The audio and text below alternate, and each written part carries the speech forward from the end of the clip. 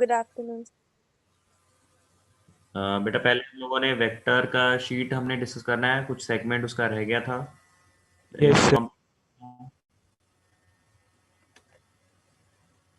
हमने वेक्टर के जो ऑब्जेक्टिव लेवल 2 थे उसके क्वेश्चंस डिस्कस कर रहे थे, तो कहाँ तक आप हमारा डिस्कशन हो गया था? 25 तक हो गया। 25 तक हो गया था। ओके, तो 25 तक कोई डाउट बीच में आया तो नहीं है? ऐसा तो नहीं कि भी मतलब कि आप लोगों ने बाद में अटेम्प्ट किया और कोई डाउट पेंडिंग रह गया हो? है कोई ऐसा?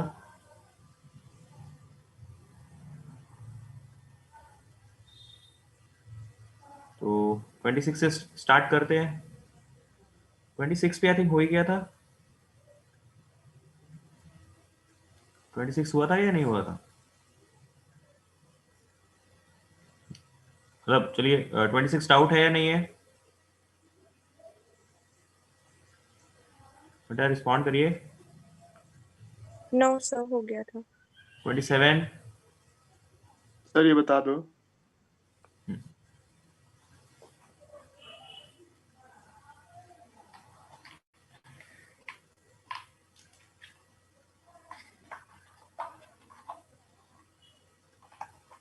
ट्वेंटी सेवन में क्या है?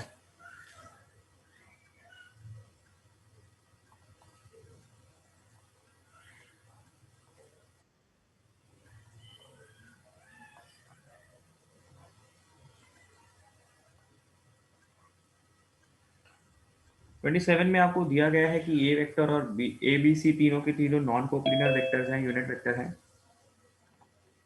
और उनका आपस में तीनों का एंगल जो है वो थीटा है जी। मान लीजिए ये ए वेक्टर है और ये बी वेक्टर है जी,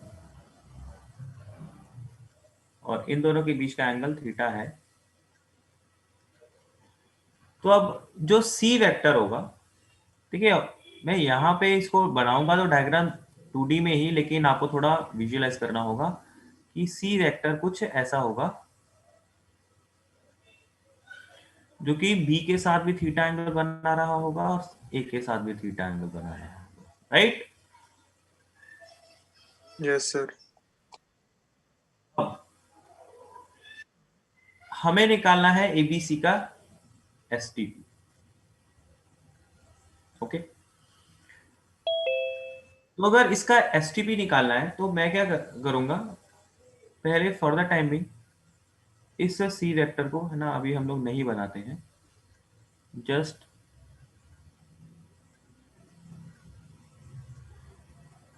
पहले इसका पैरेललोग्राम कंप्लीट कर लेते हैं।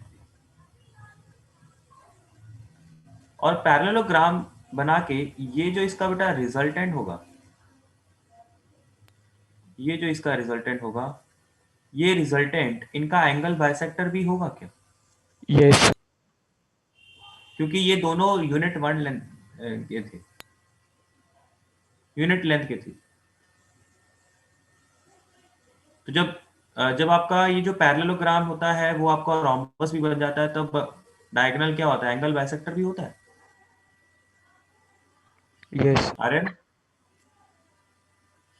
Yes sir. तो बेटा जो सी वेक्टर होगा वो भी दोनों से इक्वल एंगल बना रहा है, तो उस सी वेक्टर को आप इसको, है ना, विजुअलाइज करके देखिएगा। तो अगर मैं उसका प्रोजेक्शन इस ए बी प्लेन के ऊपर बनाऊं तो उसका जो प्रोजेक्शन होगा वो कहां पे आएगा? वो ए और बी, ए प्लस बी के अलोंग ही आएगा। Yes sir. सिमेट्रिसिटी की वजह से ये जो भी सी वेक्टर हमने बनाया था वो होगा तो मतलब 3D में, है ना। तो लेकिन अगर मैं उसको इस प्लेन के अंदर उसका प्रोजेक्शन लेना चाहूँ, इस प्लेन के अंदर उसको, है ना, जस्ट, है ना, फिल करना चाहूँ, तो वो किसके अलॉन्ग जाएगा जी? C vector A plus B के अलॉन्ग जाएगा। Okay okay, yes sir. तो अब हमें क्या करना है एबीसी का, क्योंकि एसटीपी निकालना है, तो एसटीपी निकालने के लिए अ, हम लोग क्या करेंगे,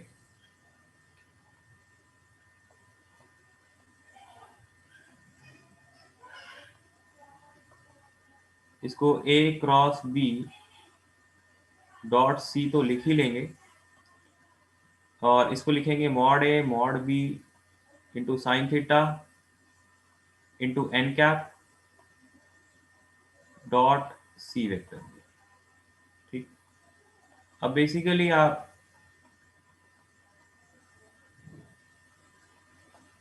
एन कैप और सी, इनके बीच का डॉट प्रोडक्ट आपने कैलकुलेट करना है। वो कैलकुलेट कैसे होगा उसके बारे में देखते हैं।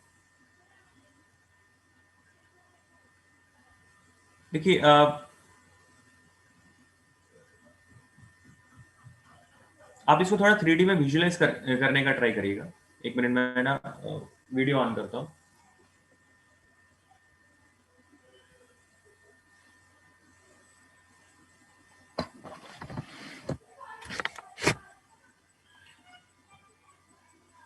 आप लोग इसको है ना ऐसे विजुअलाइज करने का ट्राई करिएगा कि ये जो सी वेक्टर होगा वो मुझे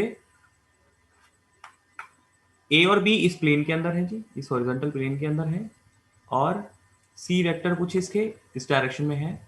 तो मुझे क्या करना है, मुझे ये वाला एंगल जो है ना, ये वाला एंगल या तो कैलकुलेट करना है।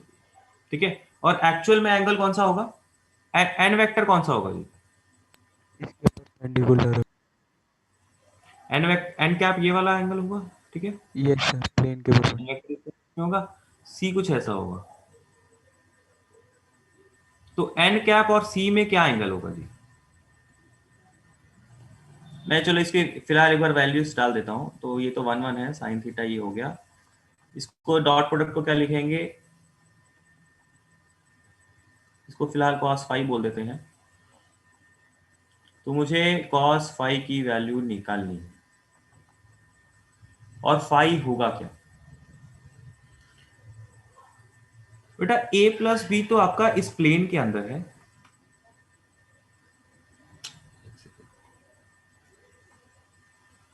a प्लस बी तो इस प्लेन के अंदर है, और c कुछ ऐसा है। ठीक, तो a प्लस बी और c के बीच में जो एंगल होगा, n कैप और c के बीच का एंगल कितना होगा, उसका 90 माइनस हो जाए। उसका 90 माइनस। a प्लस बी और c के बीच में अगर मैं एंगल अल्फा मान लूं, तो n कैप और c के बीच का एंगल कितना होगा, 90 माइनस अल्फा होगा। क्या ये बात समझ में आ रही है, यस। ये बात समझ में आ रही है। Yes, sir. तो अब मैं क्या करूंगा, मैं डॉट प्रोडक्ट की हेल्प से इनके बीच का एंगल निकाल लूंगा जी। a plus b dot c, ये होगा a प्लस बी का मॉड इंटू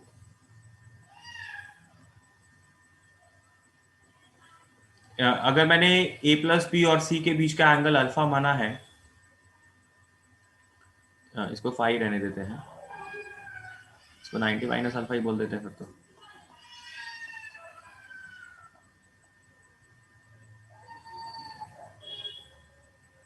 एन कैप और सी के बीच का जो एंगल रहेगा बेटा वो 90 माइनस अल्फा हो जाएगा। ओके, तो अगर ए प्लस बी के बीच का ए प्लस बी और सी के बीच का एंगल अल्फा माना है, तो एन और सी के बीच का एंगल 90 माइनस अल्फा होगा।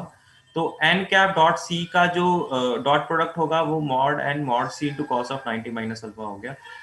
दैट मीन्स मुझे sine theta into sine alpha की वैल्यू निकालनी है। ओके, अच्छा अब ये अल्फा एंगल कैसे निकाला जाएगा, अल्फा एंगल निकालने के लिए हम लोग इन दोनों के बीच का डॉट प्रोडक्ट करेंगे। इन दोनों के बीच का प्रोडक्ट करेंगे तो क्या ये इक्वेशन लिखेंगे, ये इक्वेशन लिखेंगे। Yes sir. अब इसको सॉल्व करते हैं जी। ए डॉट सी कितना आएगा, प्लस बी डॉट सी, और mod of a plus b, इसका फॉर्मूला क्या,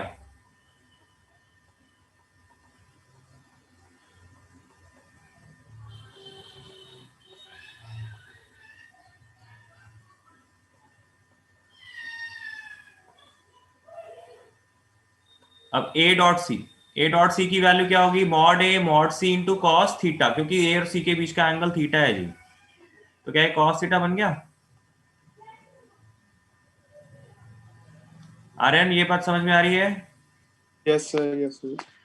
बी डॉट सी ये भी कॉस थीटा, Yes, ये sir. दोनों ये दोनों 1 1 है, ये भी 1 1 है, तो ये 2 + 2 cos थीटा हो जाएगा जी। Yes, sir. ये मॉड सी जो है वो खुद 1 है, तो cos अल्फा यहां से बेटा क्या आ जाएगा, cos अल्फा आएगा आपका 2 cos थीटा अपॉन, अब इस 1 + cos थीटा को मैं यहाँ पे क्या लिखूंगा जी, 2 two cos square theta by 2 लिख सकता हूँ, तो जिससे yes sir. Under root cut जाएगा, तो एक 2 cos थीटा बाय 2 ऐसे बन जाएगा। Okay, Yes, sir. तो बेटा अगर cos अल्फा ये है, तो क्या यहाँ से sin अल्फा निकाल के यहाँ पे वैल्यू पुट कर देंगे, Yes, तो sir. एसटीपी ऑफ एबीसी क्या आ जाएगा, sin theta into sine alpha की value 1 - cos square theta upon cos square theta by 2 का होल अंडर रूट। इसको थोड़ा सिंप्लीफाई करके देखिएगा तो आपका ऑप्शन मैच कर जाएगा। Okay, sir. तो बेसिकली आपने इसमें क्या करना था, आपका जो मेन काम था ना वो ये था कि आप ये तो एस टी पी है, ए क्रॉस बी, इसका तो फॉर्मूला आप लिख लेंगे, लेकिन मेन प्रॉब्लम आएगी कि एन और सी के बीच का एंगल कितना है, यहाँ पे प्रॉब्लम आएगी। और वो एंगल निकालने के लिए आपको ये रिलेट करना पड़ेगा, क्योंकि ये डायग्राम सिमेट्रिक है, तो अगर a + b के बीच का एंगल अल्फा है, तो n और c के बीच का एंगल 90 - अल्फा हो जाएगा। ये चीज आपने रिलेट करनी है। और a + b और c के बीच का एंगल जो अल्फा हम लोग एज्यूम करके चल रहे हैं, उसको तो सॉल्व करना, सिंप्लीफाई करना इजी है डॉट प्रोडक्ट की हेल्प से। Okay Yes, sir.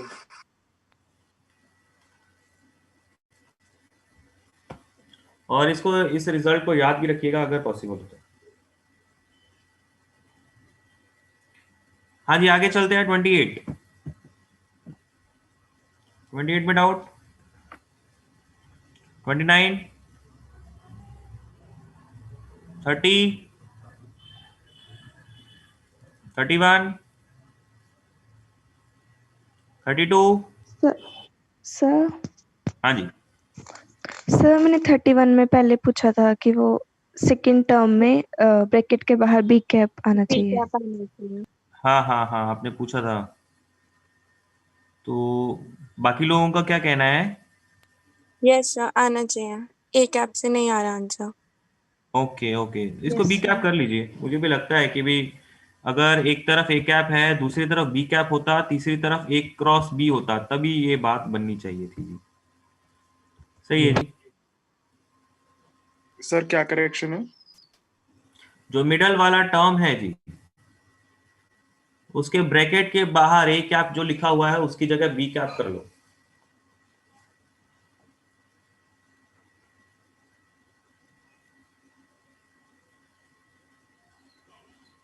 ओके, 32। से डाउट है।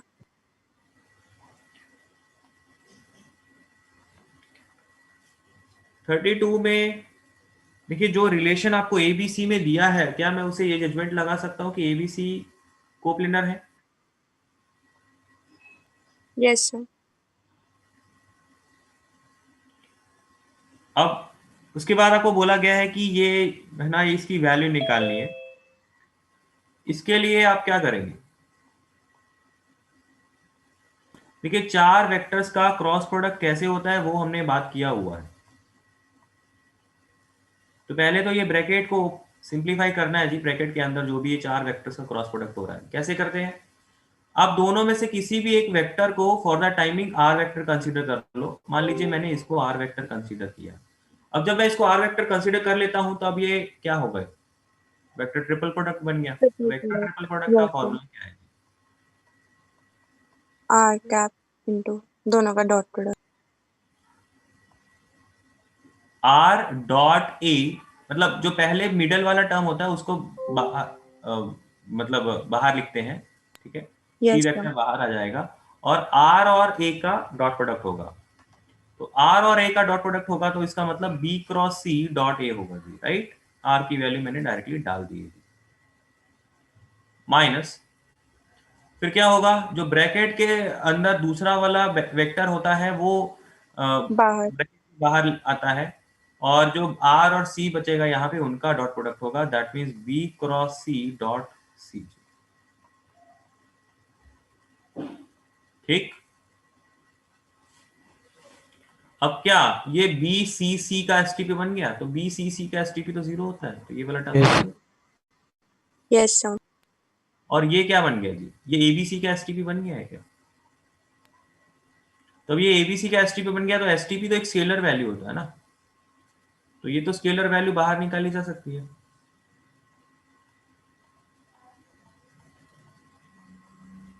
ये तो स्केलर वैल्यू तो बाहर निकाल दिया, और बाकी क्या बचेगा, ऐसा बचेगा ये टर्म्स। Yes, sir. ठीक है, अब इसको सिंप्लीफाई करने की कोई नीड नहीं है क्योंकि ये 0 होने वाला है, Yes, sir. क्योंकि एबीसी तीनों कोप्लेनर है। Yes, sir.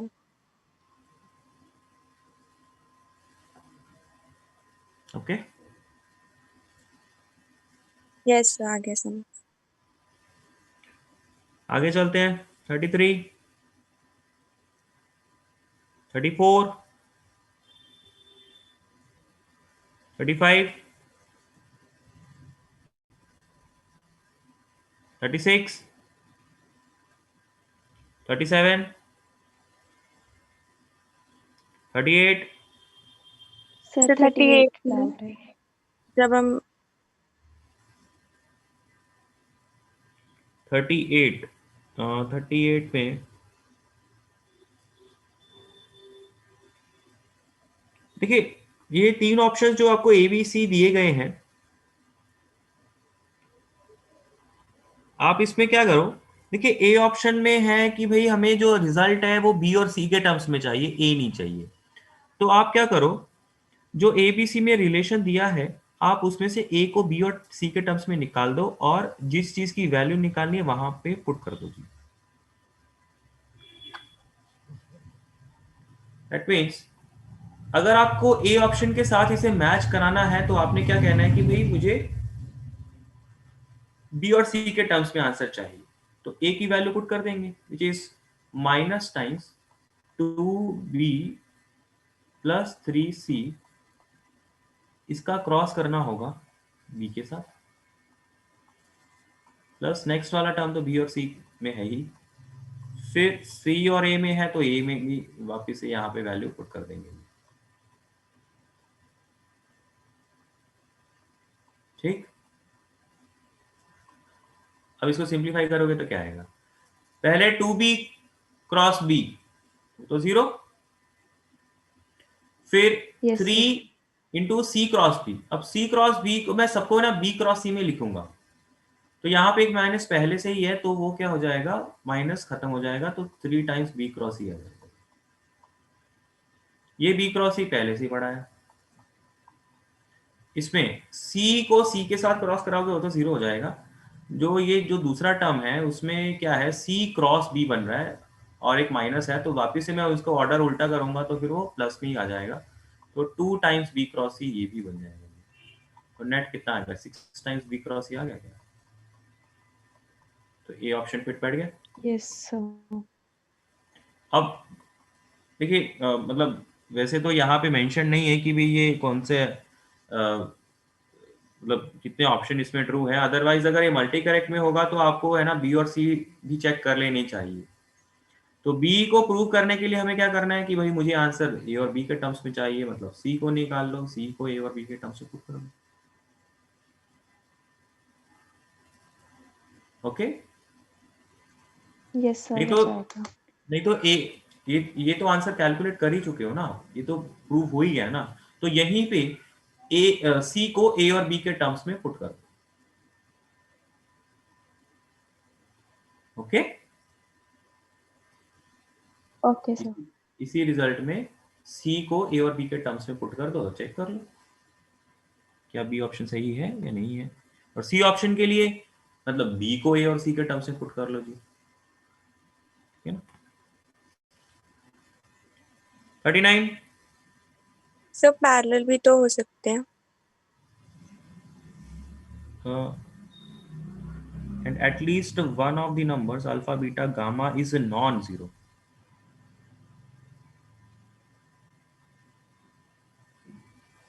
Then the vectors A, B, C are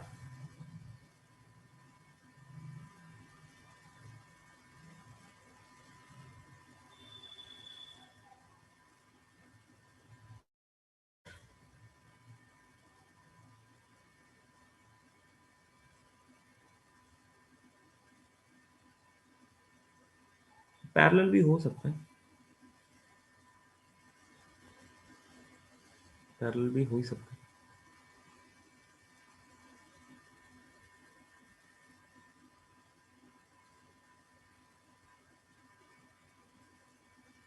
parallel भी हो सकता है बेटा, बी और सी दोनों आएगा उसमें। पैरेलल होता है तो वैसे ही कोप्लेनर बन ही जाते हैं। यस सही है। सर। 40 41 42 43 44 सर 44। 44 में आपको डायग्राम पहले बना लेना है।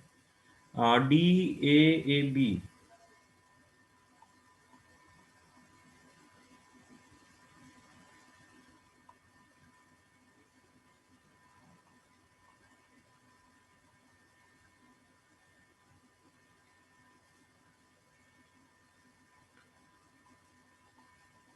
ये A B C D quadrilateral है, जिसमें मैं क्या करता हूँ, मेरे को ओरिजिन के बारे में कुछ बोला नहीं है तो मैं क्वेश्चन को है ना सिंप्लीफाई करने के लिए डी को ओरिजिन मान लेता हूँ। ओके, तो अगर मैं डी को ओरिजिन पॉइंट मान लेता हूँ तो डी ए वेक्टर आपको ए वेक्टर के बराबर दिया है, तो मतलब यही ये वेक्टर आपका ए वेक्टर है ये।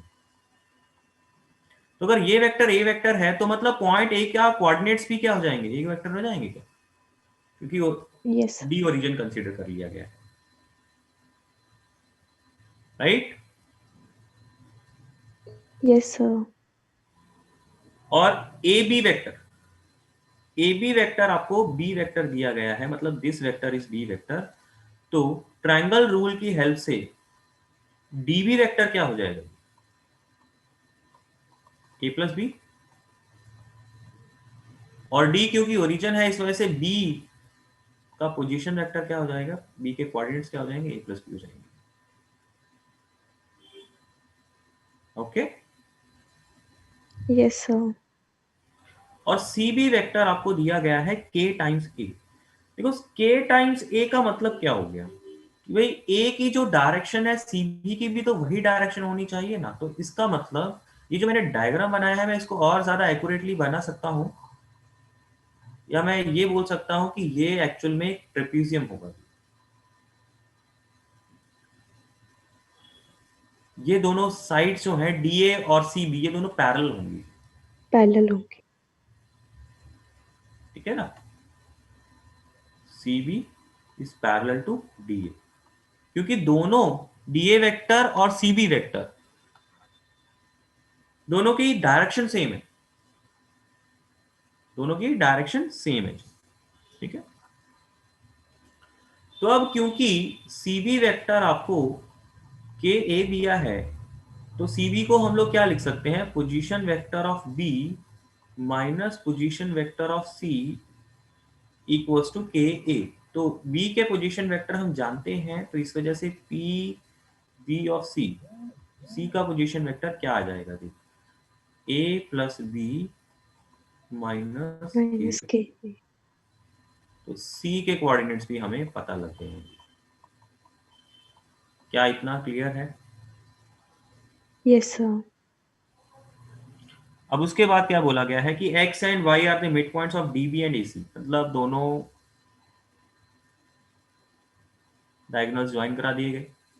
इसका मिड पॉइंट x है जी, इसका मिड पॉइंट y है जी। तो ये लेंथ आपको कैलकुलेट करनी है, जिसमें आपको इंफॉर्मेशन, सॉरी ये लेंथ आपको 4 दी है और ये वाली लेंथ आपको 17 दी है।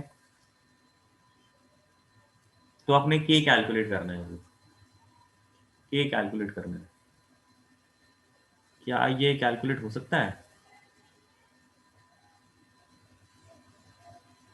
क्या ये कैलकुलेट हो सकता है? x के कोऑर्डिनेट निकाल सकते हो, x is the mid point of DB, x Yes, के sir. कोऑर्डिनेट आ जाएंगे, y is the mid point of AC, Yes. b और c पता है तो y भी आ जाएगा।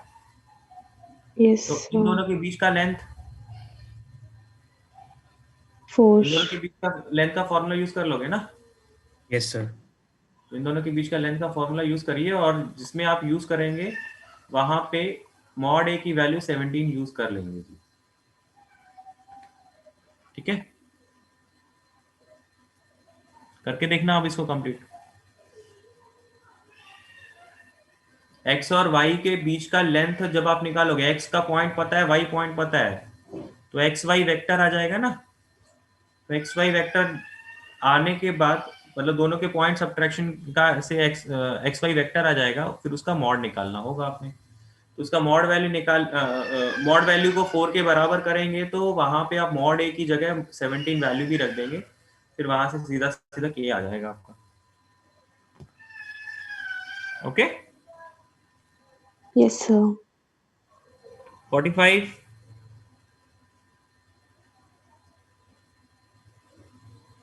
46, ये शीट कंप्लीट है, मतलब ऑब्जेक्टिव लेवल 2 तक। Yes sir. तो बेटा एनसीईआरटी देखते हैं। एनसीईआरटी सर ये हमें क्या पूरी करनी है? जैसे हमारी डिफरेंशियल इक्वेशन की भी पूरी नहीं हुई थी और करनी है ये भी, बेटा, करनी क्यों नहीं है? तो फिर डिस्कस कब होंगी, मतलब बाकी का पार्ट? देखिए, बाकी का जो पार्ट है वो अभी आपका प्रोबेबिलिटी तक पूरा का पूरा यहाँ तक हम लोग डिस्कस कर लेंगे, और प्रोबेबिलिटी के बाद अब मैं फिर से आपको वापस से इन्हीं शीट्स के होमवर्क दूंगा, क्योंकि अभी हमारे जो चैप्टर्स की थ्योरी थी वो है ना, हफ्ते में एक चैप्टर हो जा रहा था। तो अब उसमें मैं आपको एनसीईआरटी का होमवर्क भी देता, मैं शीट का होमवर्क भी देता, और मैं अगर आपको शीट सारी की सारी देता तो फिर आपका मतलब हमारा डिस्कशन बहुत पुराना चल रहा होता, थ्योरी हमारी बहुत आगे थी। तो इस चीज को ही मैंने है ना अभी छोड़ने मतलब, ताकि ऐसा ना लगे कि हम लोग बहुत आगे थ्योरी में बहुत आगे चल रहे हैं और आपका डिस्कशन बहुत पीछे चल रहा है, ऐसा ना लगे, उसके लिए मैंने आपको कुछ कुछ सेगमेंट छुड़वाए थे। अब होगा इसके बाद। Okay sir.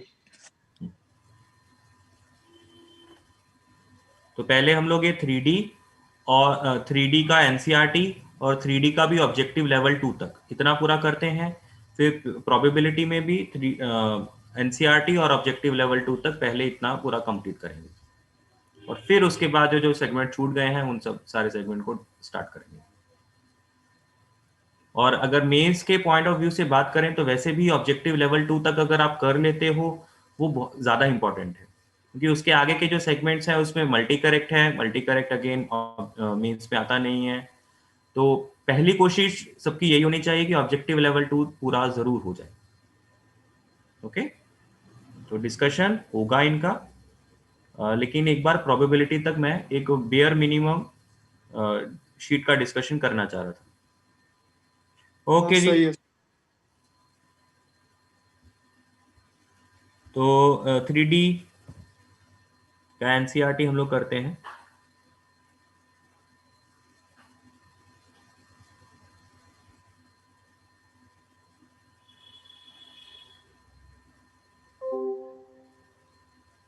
Eleven point one में डाउट है? No sir. No sir. 11.2 पे चलते हैं जी। 11.2 में कोई डाउट?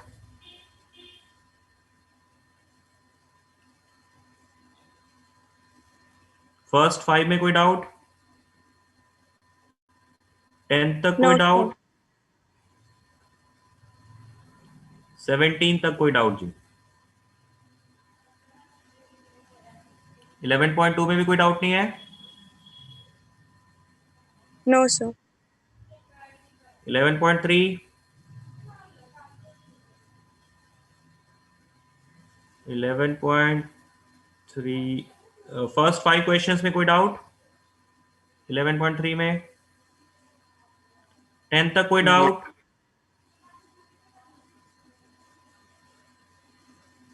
14 तक कोई डाउट? तो 11.3 में भी कोई डाउट नहीं है? No, sir. Miscellaneous first 5 questions में कोई डाउट? Sir, second question.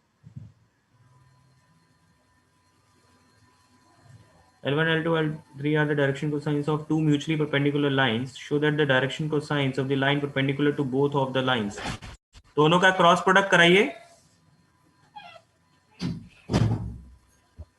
दोनों का क्रॉस प्रोडक्ट कराइए। पहले जनरल से करवाएंगे ना, like L into L1 plus M1M plus N1 N0, फिर सेकंड वाले को भी।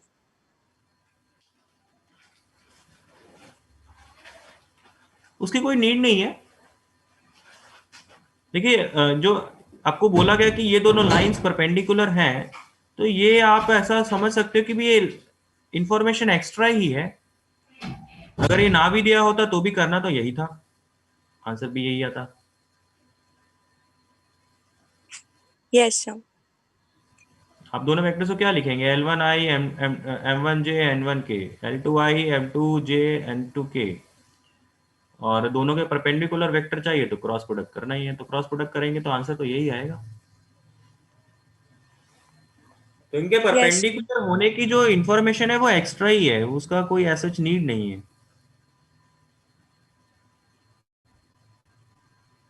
Yes sir.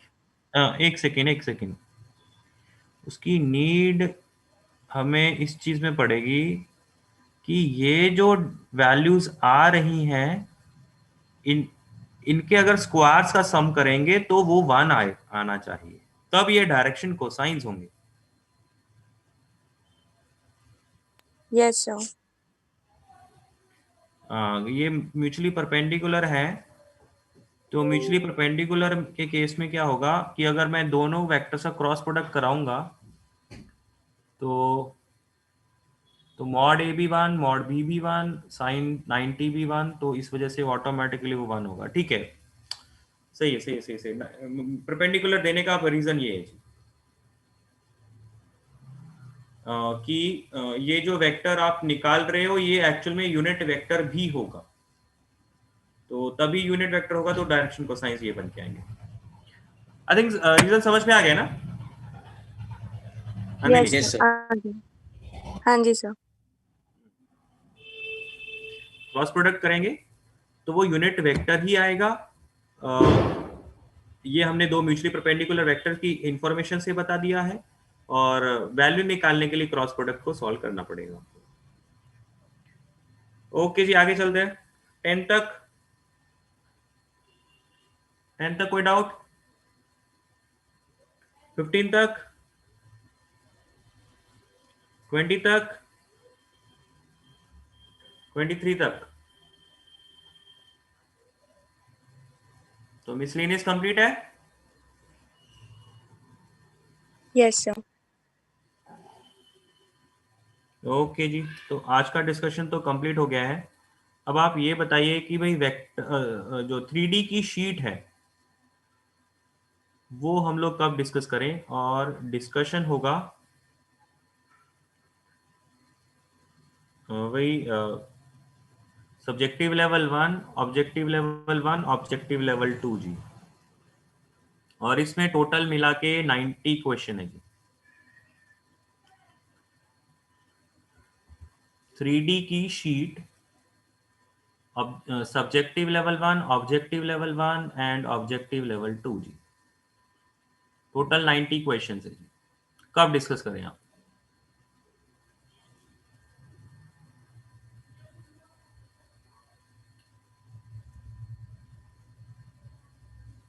Sir Monday.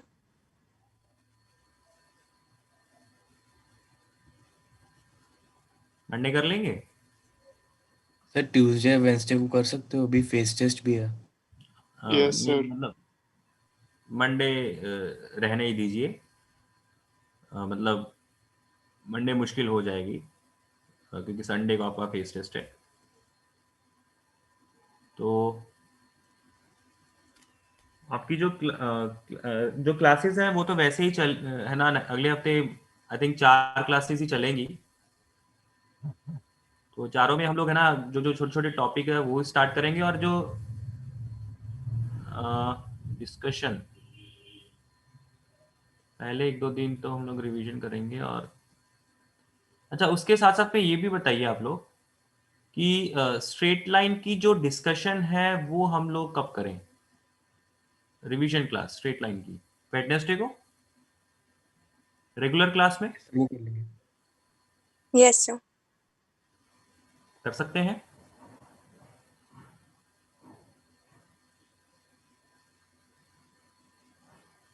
देखिए, दो दो चीजें हैं। एक तो ये डिस्कशन और एक स्ट्रेट लाइन इंक्लूडिंग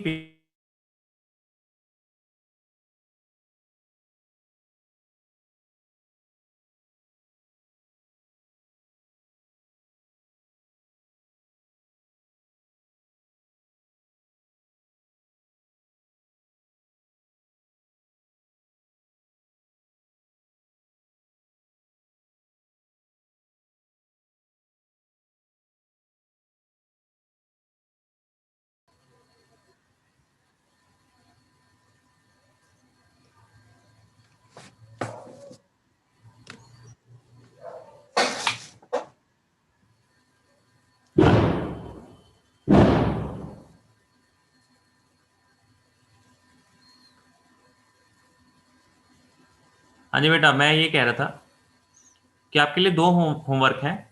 एक तो ये 3D की शीट जो 90 क्वेश्चन अभी मैंने आपको बोला है, और एक है स्ट्रेट लाइन का रिवीजन क्लास जिसमें पेयर ऑफ लाइंस भी होगा साथ में। तो एक चीज हमने वेडनेसडे को करनी है, एक एक थर्सडे को करनी है जी। बताइए कब क्या कर सकते हैं?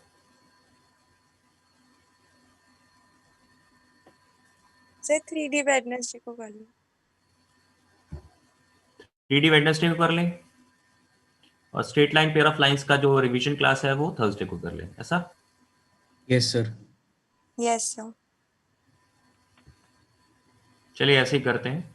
सर वेंसडे को पर हमारी इवनिंग क्लासेस हैं। यस सर, वेडनेसडे को पेपर है।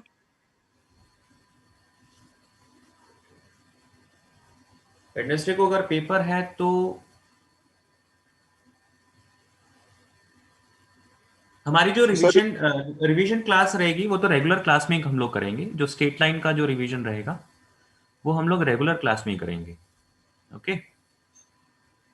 और जो ये डिस्कशन रहेगा वो हम लोग अलग से कर लेते हैं, या ये भी रेगुलर क्लास में कर लें? सर ये भी डाउट रेगुलर स्लॉट में कर लेते हैं। रेगुलर में फिर रिवीजन में ही और क्या करेंगे फिर? आपके ये दोनों चैप्टर तो हो जाएंगे। अभी थर्सडे को रेगुलर में ही करते हैं इस शीट को भी डिस्कस। ठीक है, दोनों चीजों को रेगुलर क्लास में डिस्कस कर लेंगे। तो वेडनेसडे को आई थिंक फिर इसमें कोई प्रॉब्लम नहीं होनी चाहिए। वेडनेसडे को जो शाम को आपकी क्लास रहेगी उसमें हम लोग शीट का डिस्कशन कर लेंगे, और थर्सडे की जो मॉर्निंग में रेगुलर क्लास रहेगी उसमें हम लोग स्ट्रेट लाइन का रिवीजन क्लास कर लेंगे जी। Okay, yes sir. Yes sir. Final अब ये।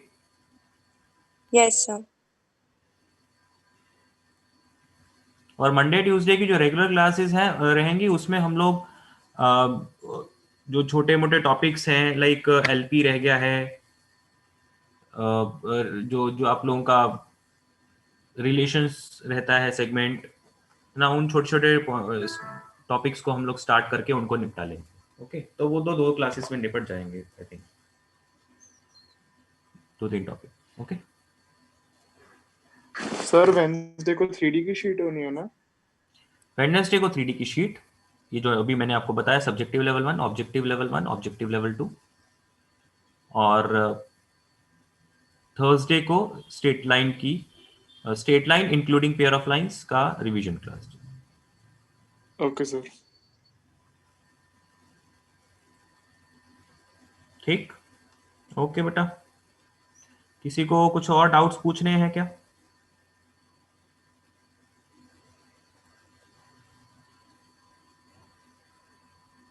किसी के कोई पर्सनल डाउट्स हैं?